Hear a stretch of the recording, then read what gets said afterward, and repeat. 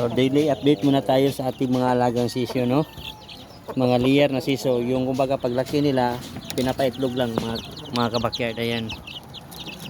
Daily update natin sa kanila. Ito na sila, lumalapit sila mga kabakyard, no? Ayan, may lumalabas. Ayan, 40 na piraso sila mga kabakyard. Ayan.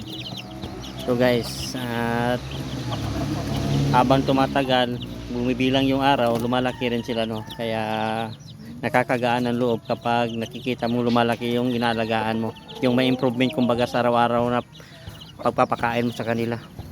So yan mga kabakyard, no? Ayan, bali naglagay ako kaninang umaga dyan ng pakain sa kanila. Hindi ko pa yan nilagyan ulit mula kaninang umaga, so matagal talaga nilang maubos itong malaking pakainan, itong chick feeder, no? Matagal nilang maubos yung laman. Ayan mga kabakyard. Ayan, yung patubig naman nila, ayan, okay din. Ayan mga kabakyard. Oop, huwag kang bumaba. Ayan. So yan lang mga kabakyard, maraming salamat sa panonood. Ayan lang yung daily update natin sa ating mga alagang sisiw.